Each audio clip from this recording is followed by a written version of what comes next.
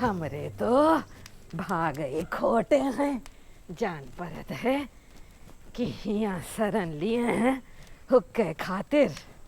इनका हुक्का बनाओ, इनकी बातें सुनो।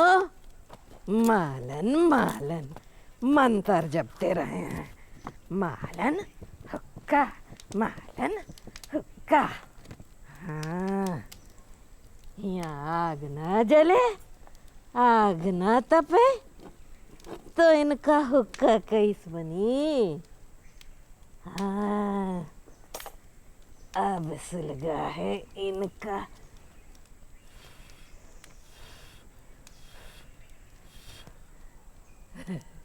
सुलग गवा हुक्का।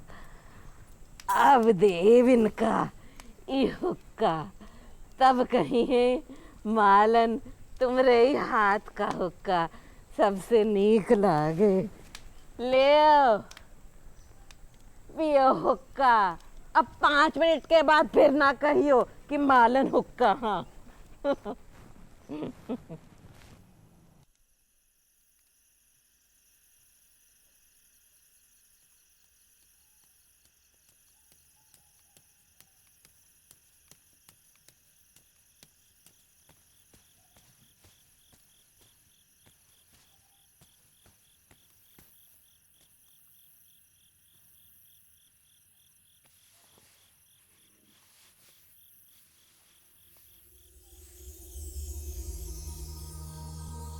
संसार का रुख पलटा है, विनाश के चिन्ह प्रकट हो रहे हैं। अब क्रम कुछ भिन्न होगा, दरारें पड़ेंगी। काफी विनाश होने के बाद ही अच्छे दिन आएंगे। रामचंद्र, हनुमान जी महाराज तुमसे बात करना चाहते हैं। मेरी संकल्प शक्ति बहुत प्रबल थी। मैंने सागर की उस गैस से लंका दहन किया जिसकी काट रावण के पास नहीं थी। लंका के चारों ओर ये गैस विपुलता में मौजूद है। मैंने अपनी संकल्प शक्ति से उसे महासागर से निकाला और लंका की ओर प्रेरित किया।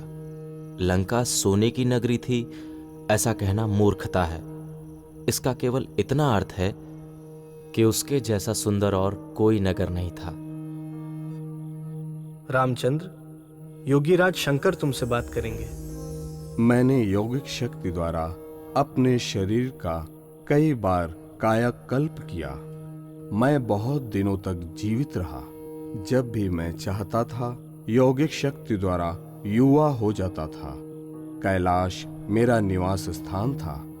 मैं वहीं रहकर योगा अभ्यास करता था। साधना के संबंध में बहुत से महान ऋषि मुझसे स्पष्टीकरण प्राप्त करते थे। रावण मेरा शिष्य था। उसने शक्तियां प्राप्त की और उनका दुरुपयोग किया। उसकी बुद्धि विकार युक्त थी। उसके पास वे सिद्धियां थीं जिसे पंचाग्नि विद्या कहा जाता है। इसके आगे उसका अधिकार नहीं था। रामचंद्र, गांधी जी की आत्मा की शांति के लिए ध्यान में बैठो। ईश्वर की इच्छा का पालन करना ही पड़ता है, कोई इसे भंग नहीं कर सकता। संसार में जो घटित हो रहा है उसकी चिंता मत करो। जो काम तुम्हें सौंपा गया है तुम उसे करो। घटनाओं को लेकर तुम्हें चिंता करने की जरूरत नहीं है। बच्चों, क्या तुम्हें गांधी जी की मृत्यु से धक्का लगा? स्वभावतः लगना भी चाहिए। वे एक महान पुरुष थे, एक महान राजनीतिज्ञ, जिनको विश्व उनके काम के लिए याद करेगा। भारत को भविष्य में ऐसा महान राजनीतिज्ञ देखने को नहीं मिलेगा।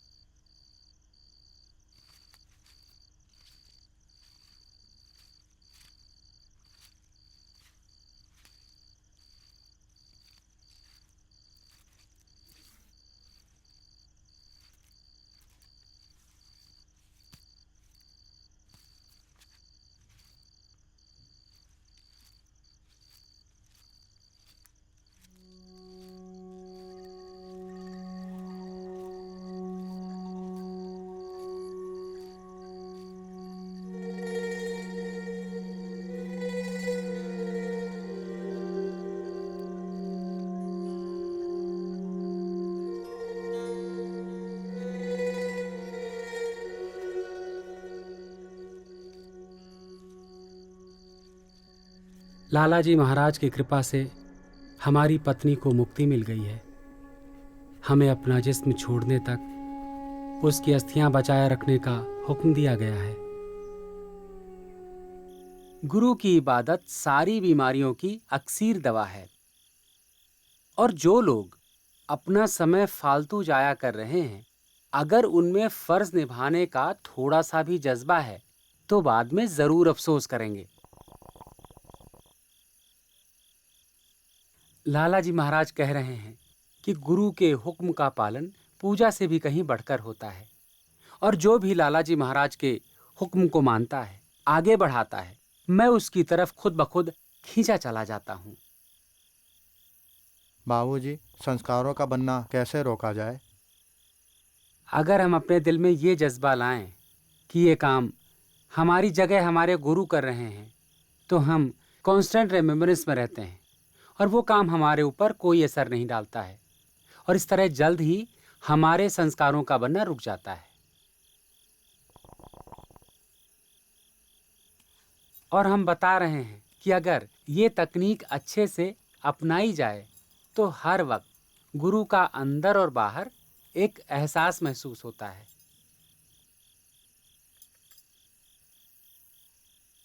कस्तूरी बिटिया और हम तुम दोनों को एक खास काम सौंप रहे हैं। कल जो अभ्यासी दक्षिण भारत से पहली बार आ रहे हैं, उनका थोड़ा ख्याल रखना। ये सब लाला जी महाराज की मेहरबानी है कि अब हमारी संस्था दक्षिण भारत में भी जाके फैल रही है। हम उनके हुक्म से 1945 में जाके वहाँ पे ट्रांसमिट किए थे, और देखो अब जाकर उसका असर दिख रहा है।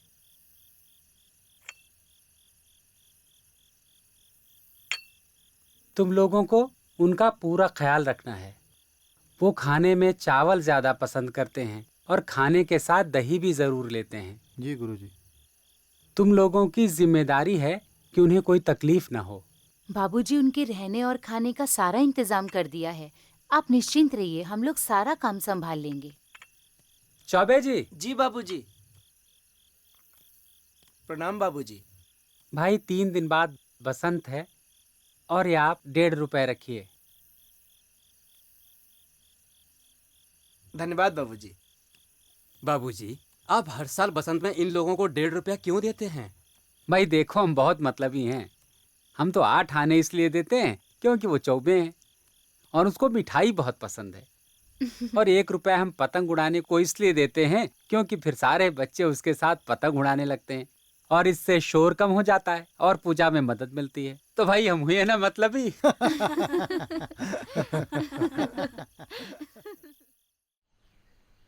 पूजा शुरू कीजिए।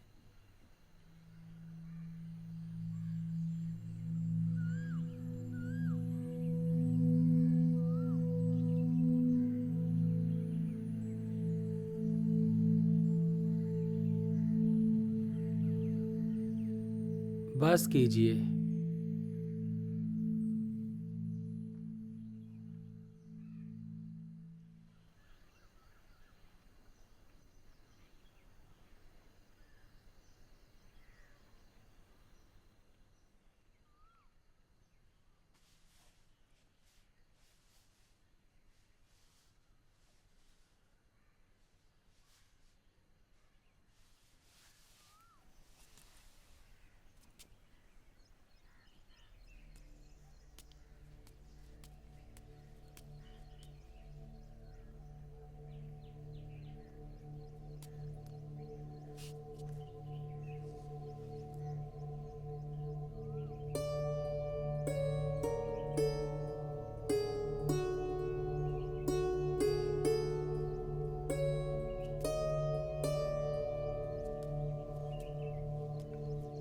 काशी राम जी, इसको पहले बच्चों में बांट दीजिए। अच्छा।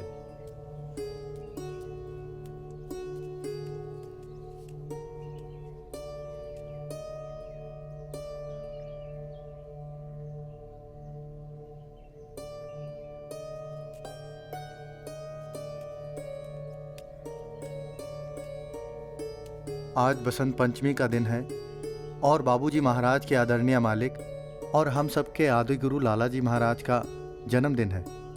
ये दिन हम सब भंडारे के रूप में मनाते हैं। अब पूजा के बाद आप सब लोग नाश्ता कर लीजिए और उसके बाद हम सब बाबूजी के साथ हवन में बैठेंगे।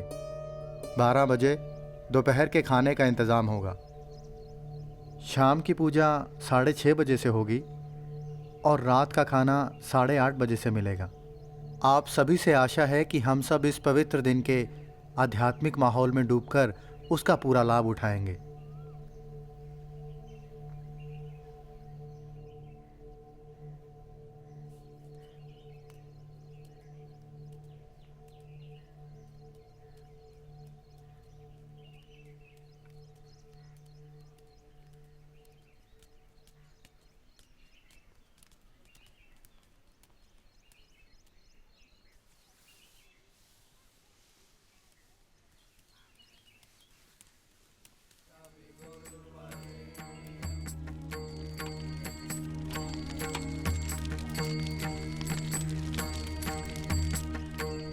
ये क्या बन रहा है? आलू टमाटर की सब्जी बन रही है और धनिया मिर्च की चटनी।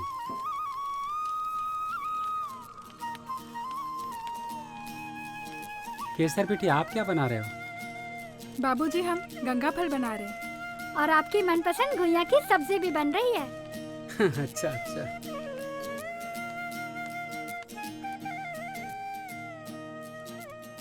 बहुत स्वादिष्ट प्रसाद है, थोड़ा और मिलेगा? ये प्रसाद है भैया। बाबूजी ने कहा है प्रसाद उतना लेना चाहिए जिससे कि मल ना बने। जी।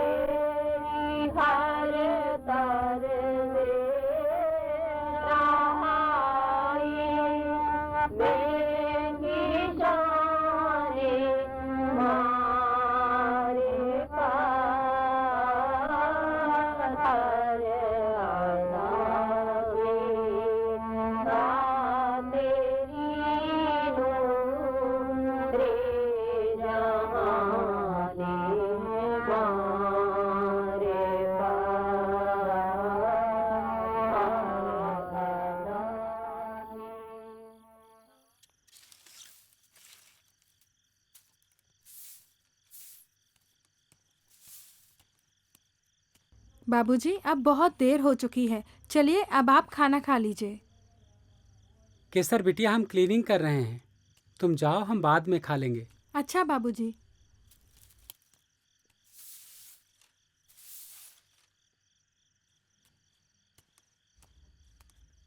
अरे केसर बिटिया। जी अम्मा। रामचंद्र आया नहीं? नहीं, बाबूजी सफाई कर रहे हैं, कह रहे हैं कि मैं थोड़ी देर बाद आऊंगा। तनिक तुम जाकर खाना लगाओ। जी। हम कस्तूरी बिटिया को भेजते हैं। जी अच्छा। कस्तूरी बिटिया। जी माता जी। तनिक इधर तो आओ। जी आई। कहिए माता जी। तुम जाकर जरा रामचंद्र को बुला के लाओ। बहुत रात हो गई है, सब लोग खा चुके हैं और हम इंतजार कर रहे हैं। जी अभी बुलाती हूँ।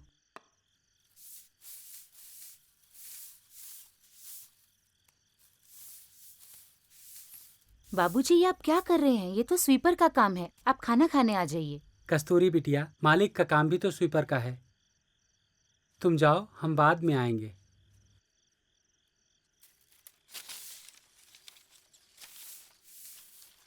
ठीक है बाबूजी।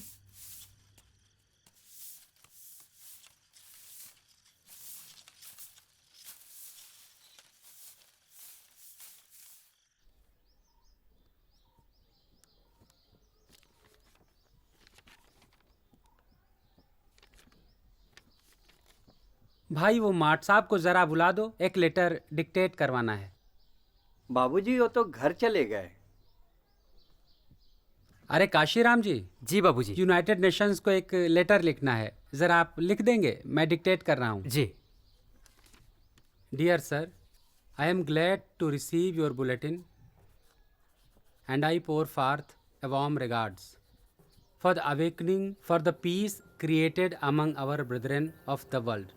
The idea of peace, common in all minds, though shattered by the self of the individual mind, is working on individualistic basis to gain one's own end on account of the narrow-mindedness of people, to dissipate the idea of individual self and to work harmoniously for the common good is the demand of the time. The conferences and meetings held for the purpose may only be like a spark to offer a temporary glow to the scattered fragments of peace.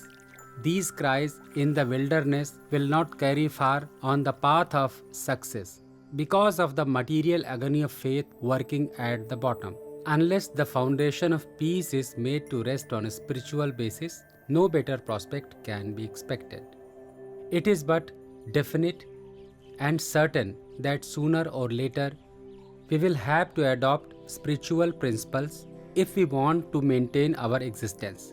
Arrogance cannot be stopped by material force. It is only the spiritual force which can remove the causes of war from the minds of people. How to introduce these things among the masses who are not yet familiar with the accuracy of the mark is the next problem and is equally intricate.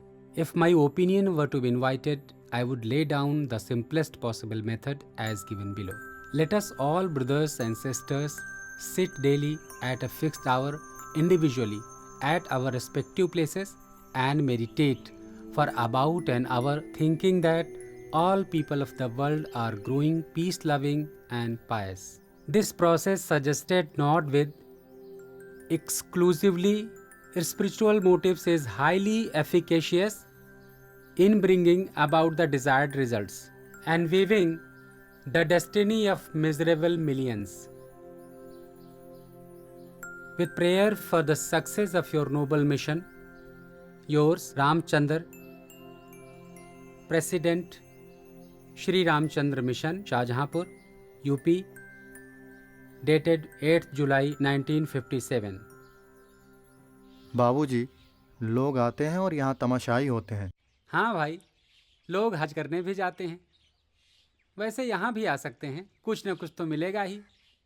ये तो वैसा ही है जैसे कि मक्का गए, Medina गए, बन के आए हाजी, पुरानी आदत एक्को न गई, रहे पाजी के पाजी।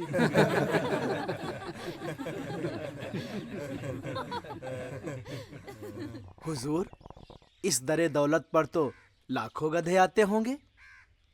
हाँ भाई, आते तो हैं, लेकिन हम उन्हें इंसान बनाकर वापस भेज देते हैं। पता है गधे को गधा क्यों कहा जाता है? एक कैफियत तो यह है कि गधा अपना घर भूल जाता है और वापस नहीं पहुंच पाता। दूसरी कैफियत यह है कि वो हरियाली देखकर दुखी होता है और सूखा देखकर खुश होता है। हरियाली देखकर सोचता है कि मैंने कुछ खाया ही नहीं, और सूखा देखकर सोचता है कि मैंने सब कुछ खा लिया है। बाबूजी, मेरे मन में बहुत सवाल उठते रहते हैं। हम बता सकते हैं कि आपके मन में इतने सवाल आते कहाँ से हैं। बताइए। इतने सवाल आते हैं क्योंकि आप कुछ करते धरते हैं ही नहीं। वैसे करते धरते तो हम भी कुछ नहीं हैं। देखा, एक चोर ने दूसरे चोर को कैसे पकड़ा। बाबूजी, एक शेर सुनाना है आपको।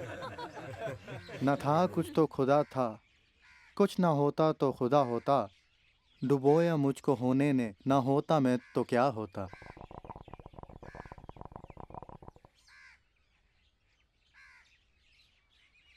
बाबूजी, क्या क्रोध और अहंकार को पूरी तरह मिटाया जा सकता है? देखो भाई, काम, क्रोध, अहंकार, लोभ और मोह, ये 5 चीज़ें हैं। इसमें से लोभ और मोह को पूरी तरह से ख़त्म किया जा सकता है, क्योंकि मैन मेड हैं। काम, क्रोध और अहंकार ये गॉड मेड हैं। इसको पूरी तरह नष्ट नहीं किया जा सकता, लेकिन हाँ, इनमें मॉडरेशन लाया जा सकता है। ज़रूरत के समय आएंगे और ज़रूरत का अपना काम करेंगे और फिर चले जाएंगे।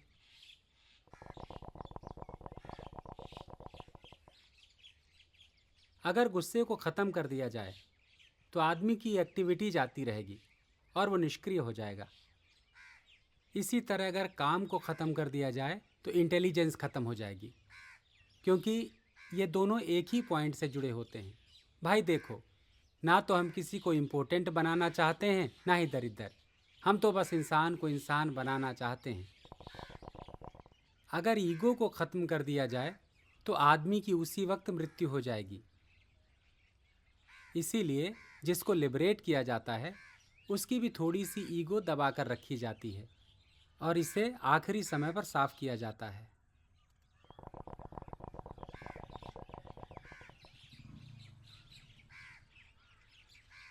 मालन, जरा दूसरा चिलम लेके आना।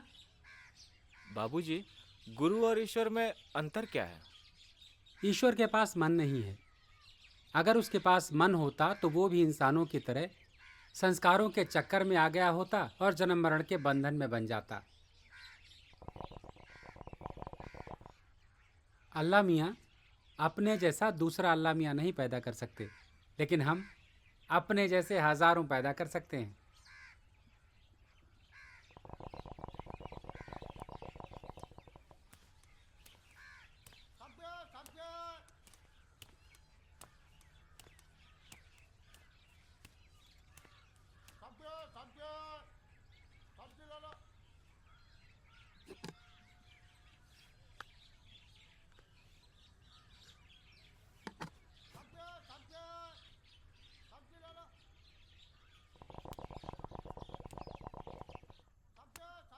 ज्यादा हुक्का ना पियो, गला खराब हो जाए। अच्छा अच्छा।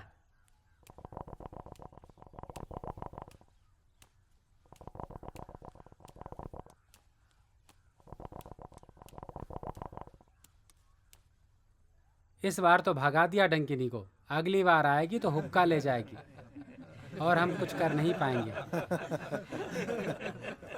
अच्छा बाबूजी।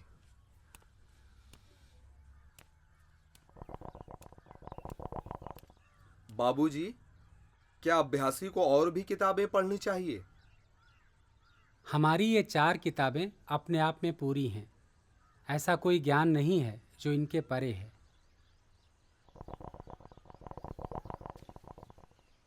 नमस्ते बाबूजी। नमस्कार। नमस्ते।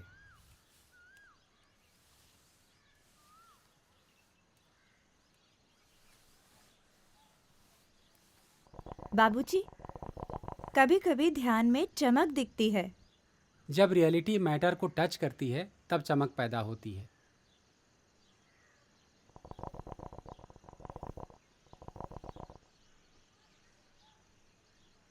जो लोग महामाया के रीजन से ऊपर होते हैं वो सिर्फ आध्यात्मिकता के क्षेत्र में ही चमत्कार दिखा सकते हैं। इसलिए जब हमें सांसारिक कामों में ज़रूरत होती है तब हम उन प्रिसेप्टर से कहते हैं जो महामाया के रीजन से नीचे होते हैं।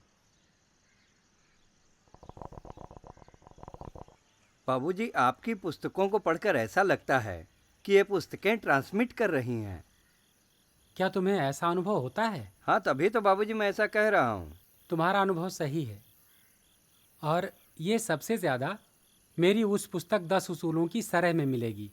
ये तो बाबूजी मुझे पता नहीं, इस बात पर गौर नहीं किया, लेकिन आपकी पुस्तकों को पढ़कर ट्रांसमिशन मिलना शुरू हो जाता है। तुम्हें पता है कि ये बात हमारे 10 उसूलों की सरह में ज़्यादा क्यों मिलती है? क्योंकि उस पुस्तक को हमने नहीं लिखा है। क्यों बाबूजी? उसमें नाम तो आपका ही लिखा हुआ है। सुनो, एक बार हमारे गुरु भाई पंडित रामेश्वर प्रसाद मिश्रा जी हमारे पास आए और अनेक प्रकार की बातचीत करने के बाद वो बोले कि भाई साहब, मिशन के 10 उसूलों पे कमेंट्री लिखवा दीजिए। हमने कहा कि भाई ये तो लाला जी साहब की चीज़ है, हम कैसे लिखवा सकते हैं। तो उन्होंने बोला आप लिखवा सकते हैं। तो हमने बोला कि ठीक है, हमें कुछ समय चाहिए और फिर हम सोचेंगे। उन्होंने बोला ठीक है, कितना समय चाहिए। हमने 6 महीने का वक्त ले लिया। वो अपनी डायरी में समय लिखे, फिर थोड़ी देर और बात करके चले गए। ठीक 6 महीने बाद वो फिर आए और कागज़ कलम लेकर बोले कि भाई अब लिखवाइए। हमने पूछा कि क्या लिखवाएं। तो उन्होंने बोला कि आपने बोला था कि 10 उसूलों पे कमेंट्री लिखवाएंगे 6 महीने बाद। तो हमने बोला कि भाई हम तो भूल ही गए थे, हमने तो कुछ सोचा ही नहीं। उन्होंने बोला नहीं नहीं, अब आपको लिखवाना पड़ेगा। तब हमने बोला कि ठीक है, लिखिए। मैं बोलता गया और वो लिखते गए और इस तरह 3 बैठक में 10 उसूलों पे हमने कमेंट्री लिखवा दी। विचार ऊपर से आते गए और हम बोलते रहे। हम तो सिर्फ एक माध्यम थे। 10वें उसूल की कमेंट्री लिखवाने के बाद हमने सोचा कि एक अपेंडिक्स आदि के 2-4 वाक्य और लिखवा दें, पर कोई भी विचार आया ही नहीं। अब आप लोग समझे? जी बाबूजी। बाबूजी, रियलाइजेशन का अनुभव कैसा होता है? क्या इसका आप अनुभव करा सकते हैं? एक बार हमें किसी ने चैलेंज किया था, तो हमने उसे 1 मिनट में ही रियलाइजेशन की आखिरी हालत तक पहुंचा दिया था और फिर हमने अपनी पूरी ताकत खींच ली थी और वो जैसे का तैसा हो गया। ये बात कुछ 1957 की है। उस समय कुछ लोग मुझसे शाहजहांपुर में मिलने आए हुए थे। उनमें से एक ने बोला कि प्राचीन काल में तो ऋषि मुनि मिनटों में ही रियलाइजेशन करा देते थे। हमने कहा कि हाँ भाई, वो लोग करा देते होंगे, हमारे यहाँ तो समय लगता है। और ये कहते कहते हमने उसे रियलाइजेशन की आखिरी हालत तक पहुँचा दिया और फिर पूछा कि क्या तुम्हारा शरीर है? उसने जवाब दिया नहीं। फिर हमने पूछा कि क्या तुम्हारी आत्मा है? उसने जवाब दिया नहीं। फिर हमने पूछा तो क्या है? तो उसने बोला कुछ नहीं बाबूजी। फिर हमने कहा यही रियलाइजेशन की आखिरी हालत है।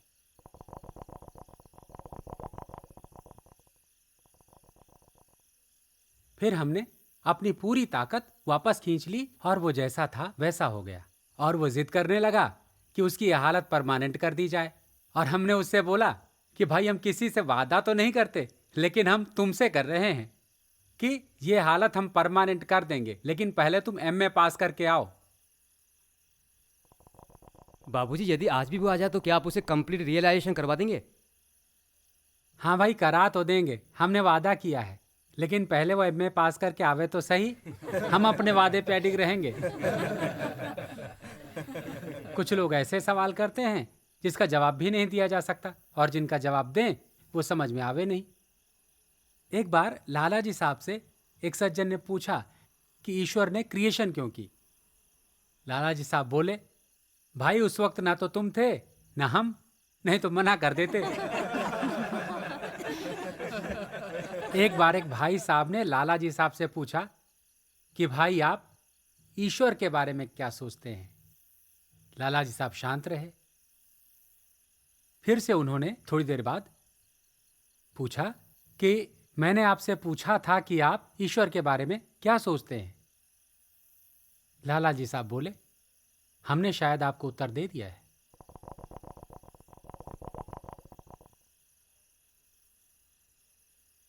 एक बार एक बुजुर्ग हमारे पास आए और उन्होंने ईश्वर प्राप्ति का तरीका हमसे पूछा, तो हमने उनको ईश्वरीय प्रकाश पे ध्यान करने का तरीका बताया।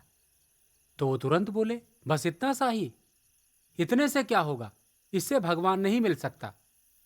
तो हमने बोला कि भाई अभी बात पूरी नहीं हुई है। रात को 2 बजे उठें, ठंडे पानी से नहाएं, फिर वहीं बाथरूम में बैठकर जमीन या पतरे पर बैठकर 2 घंटे पूजा करें। तो बड़े खुश होकर बोले कि हाँ, ये हुई ना पूरी विधि, इससे मिल सकता है।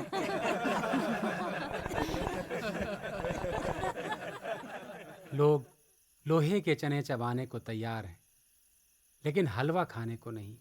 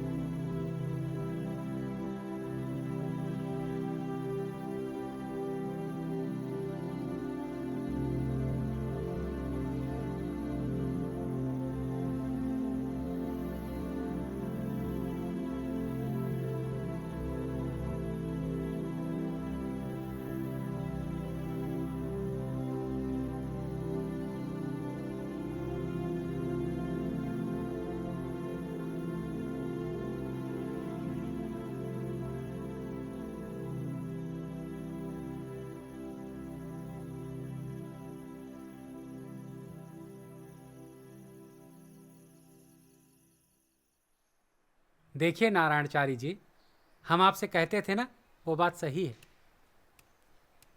बाबूजी, डॉक्टर केसी वर्दाचारी का पत्र है आपके लिए। काशीराम जी, आप ही पढ़ दीजिए। जी बाबूजी। डॉक्टर केसी वर्दाचारी लिखते हैं कि वे काफ़ी हैरान और परेशान हैं ये जानकर कि आपके घर का एक हिस्सा बाढ़ में गिर गया। वे लिखते हैं कि वे हैरान हैं कि मास्टर के घर में ऐसी आपदाएं कैसे आ सकती हैं। जून 58 में आपके पुत्र दिनेश ने आत्महत्या कर ली और उसके बाद अब बाढ़ में आपके घर का हिस्सा ढह गया। वे लिखते हैं कि वे प्रार्थना कर रहे हैं कि वे आपकी किस प्रकार से मदद कर सकते हैं। काशीराम जी, हम आपको उत्तर लिखवाते हैं, आप उनको जवाब दे दीजिए। जी बाबूजी। My dear Varadachari, for your consolation I must say that I do not feel the least disturbed by collapse of the house, which was only 28 years old. On the other hand, I feel rather happier in a way.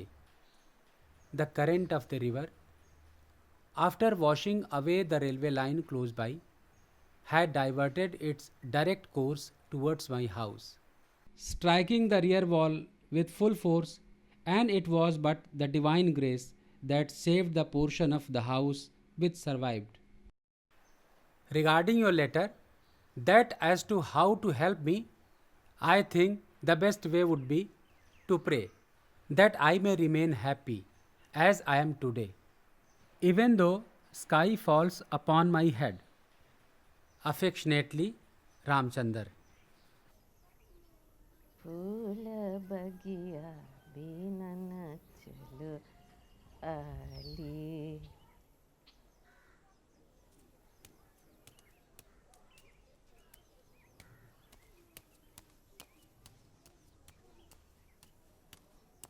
हम हुक्का लेकर आते हैं।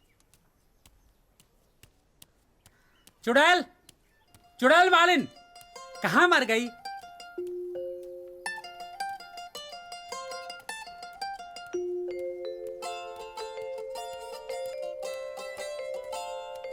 अरे मालिन, अरे ओ मालिन, का हो? अरे तू यहाँ बैठी है, हम तो के कहाँ कहाँ ढूंढे। तुमसे कहन रहा है ना कि हुक्का दे दियो। ना बना। देख लियो अब, अगर हुक्का न पहुंचा तब देख लियो तुहार का हसर करत हूं। पता नहीं अपने का ही समझत है। हमार हशर करे, हमका बैकुंठ पहुंचाए।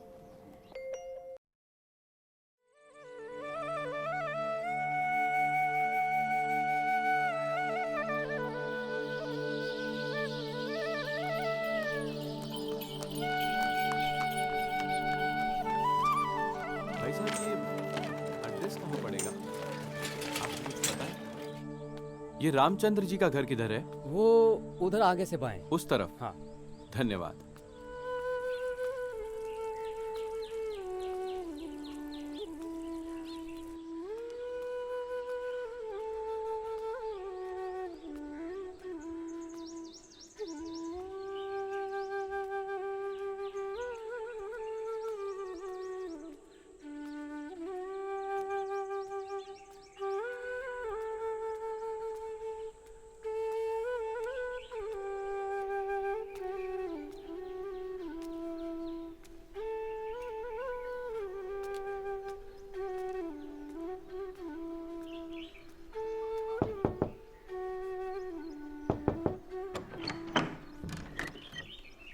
नमस्ते। मैं मद्रास सेंटर से अभ्यासी हूँ। मैं गुरुजी से मिलना चाहता हूँ। आइए, लेकिन अभी वो आराम कर रहे हैं, आप उनसे नहीं मिल सकते। आप उनके कमरे में जाकर बैठ सकते हैं। अच्छा। बशर्ते आप उनके आराम में खलल ना डालें। आइए।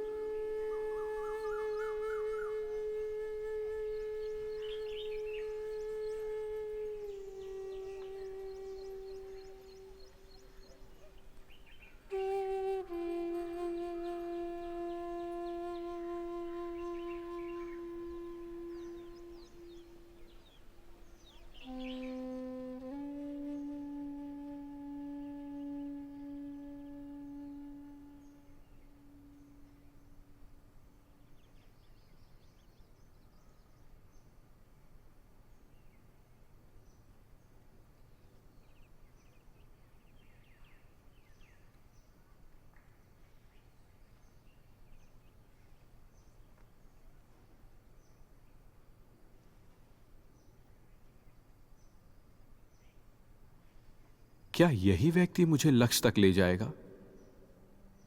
इन्हें तो शायद चलने फिरने में भी दूसरों की मदद की जरूरत पड़ती होगी। तो फिर ये मेरी मदद क्या करेंगे? मैं अकेला बरेली से इतनी दूर इनसे मिलने आया ही क्यों?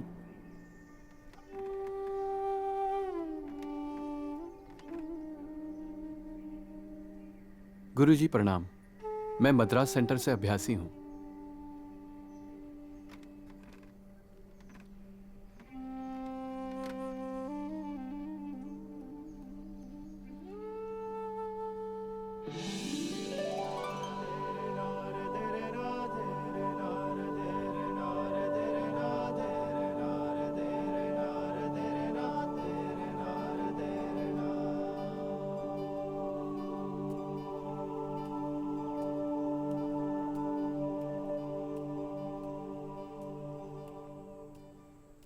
भाई साहब, आपका सामान कहाँ है?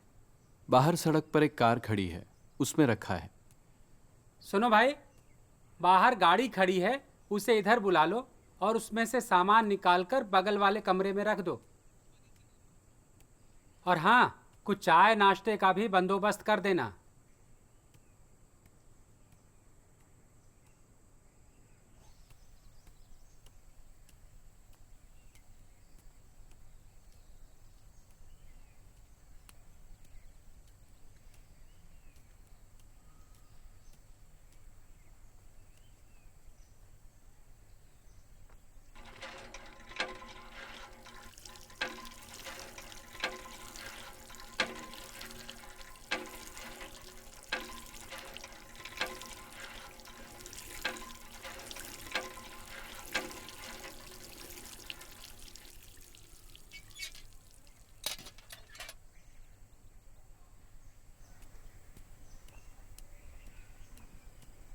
पानी तैयार है, आप नहा लीजिए।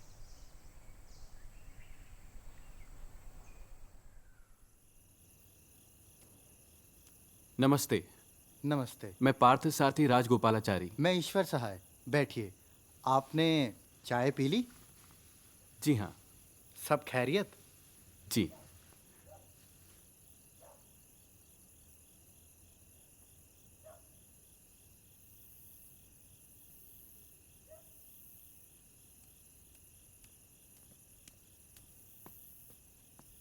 क्या आप प्याज खाते हैं? नहीं, हम प्याज नहीं खाते।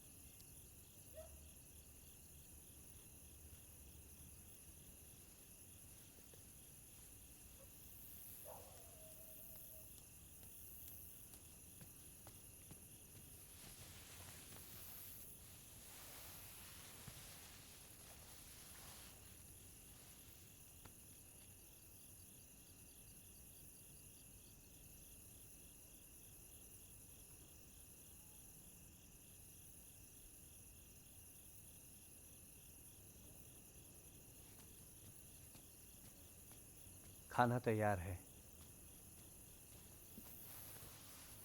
चलिए, खाना तैयार है और हमने आपके लिए दही का भी इंतज़ाम किया है।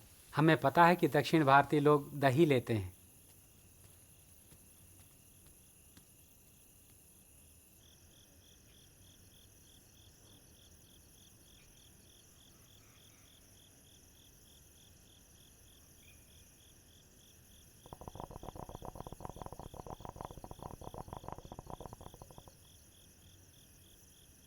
मास्टर, एक प्रश्न है।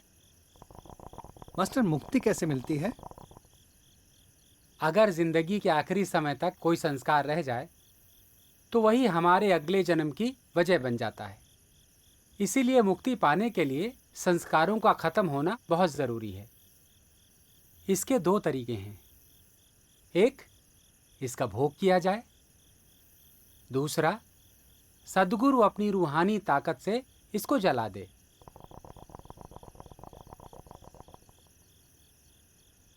दूसरा तरीका अननेचुरल है और गुरु इसको बहुत ही रेयर कंडीशंस में ही यूज करता है। लाला जी साहब भी इसकी परमिशन नहीं देते। तो क्या बाबूजी संस्कारों को भोगना ही पड़ता है? ज्यादातर समय गुरु इन संस्कारों का भोग सपनों में ही करा देता है। अगर संस्कारों का भोग करना जरूरी ही है तो गुरु पहले परिस्थितियां पैदा करता है, यानी कि उनको भोग करने की काबिलियत दे देता है।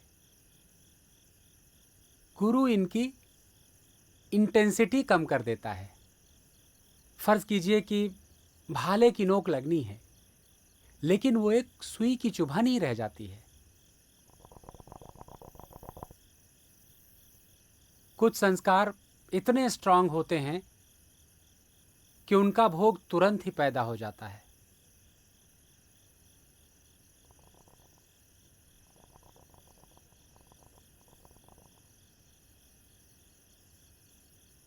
किसी भी काम के कामयाब होने के लिए अनफेलिंग विल की जरूरत होती है।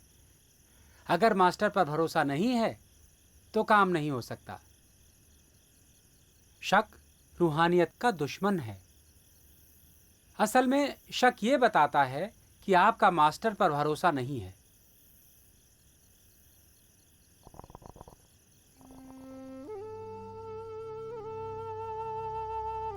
ठहरने का आमंत्रण इतना सच्चा और स्नेह भरा था कि मेरे पास यहां रुक जाने के अलावा और कोई चारा ही नहीं रहा।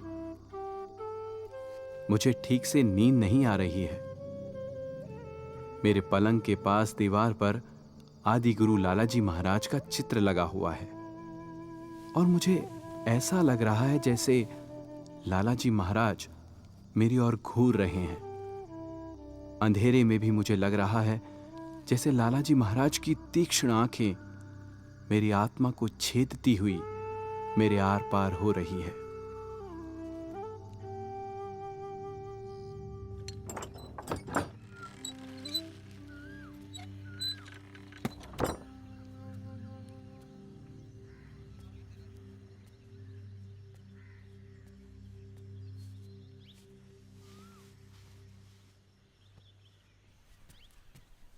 नमस्ते। नमस्ते। आज आप कुछ जल्दी ही उठ गए।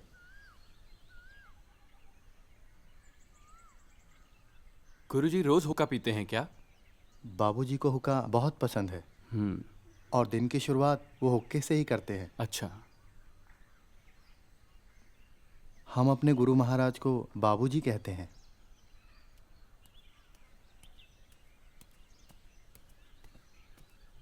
नमस्ते बाबूजी। गुरुजी प्रणाम।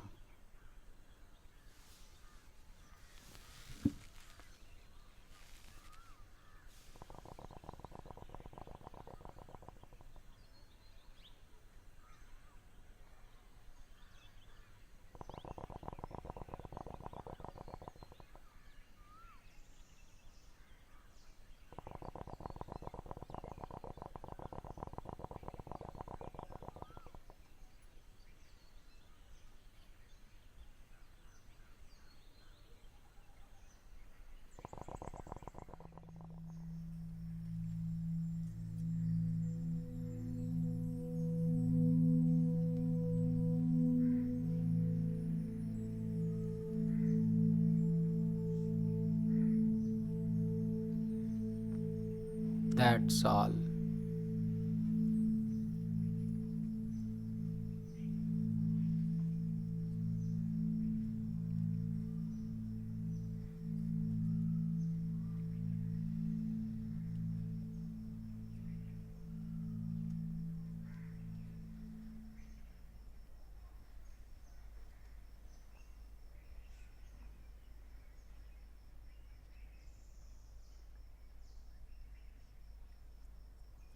बाबूजी, मैं जाने की अनुमति चाहता हूँ। इजाजत है। इतने कम समय में इतना गहरा प्रभाव, ऐसा लग रहा है कि मैं अपना घर छोड़कर किसी लंबी यात्रा पर निकल गया हूं और अपनों को पीछे छोड़े जा रहा हूं। आखिर इस व्यक्ति में ऐसा क्या है? So, I came to Babuji Maharaj, and he used to tell us that he was receiving messages from Lalaji Maharaj. I have seen him receiving. I couldn't hear him, of course. He would just like that, you see. And then he would put on his cap. And if he had to do something, he would do something. Sometimes if it wasn't clear, he would sit on the cot and wait for the message to be repeated.